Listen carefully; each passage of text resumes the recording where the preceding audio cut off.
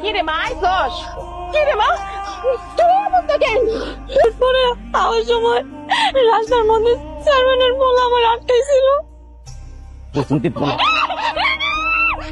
আমি ওরা কত কইছি আমার ইজ্জতটা ভিক্ষা দিতে, আমার সাইরা দিতে, আমার সারা না নিজের ইজ্জত বাঁচাইতে। ওই শয়তানের বাচ্চা আমার দর্শন করছে। আল্লাহ তুমি এটা কি করলা? আমার নিষ্পাপ মায়াডারে এমন শাস্তি কি আনছিল আল্লাহ? তুমি থানায় যান না রে মা, ওই চেয়ারম্যানের অনেক টাকা, অনেক ক্ষমতা রে মা, ওর ক্ষমতার কাছে তো আমরা আইরা যাবো মা।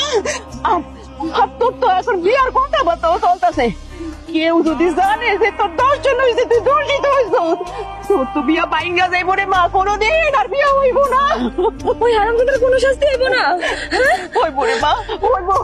ওই শয়তানের বিচার আল্লাহই করবো, আল্লাহ।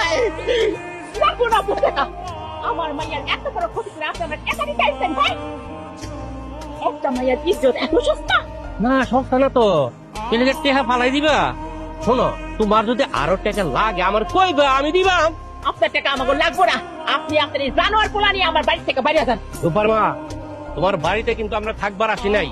শোনো, তোমার মায়ের লগে আমার পোলায় যে কামটা করছে এটা ভুল করছে, অন্যায় করছে, কিন্তু এই সব নিয়ে যদি বাড়াবাড়ি করো তাহলে কিন্তু এর চাইতে আরো বেশি খারাপ কিছু হয়ে যায়।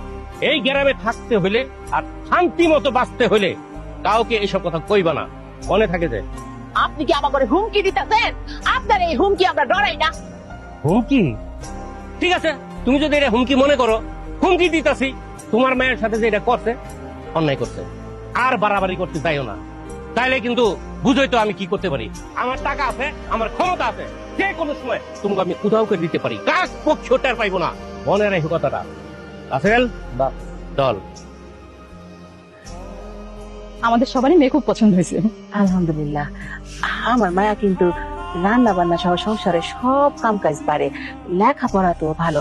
আর আপনারা গ্রামের লোকজন থেকে যদি খবর নেন দেখবেন সবাই ভালো করতেছে, একটাও খারাপ রিপোর্ট পাইবেন না। আমরা আশেপাশের লোকজন থেকে আপনাদের খবর, আপনার মেয়ের খবর নিয়ে আপনাদের বাড়িতে আসছি।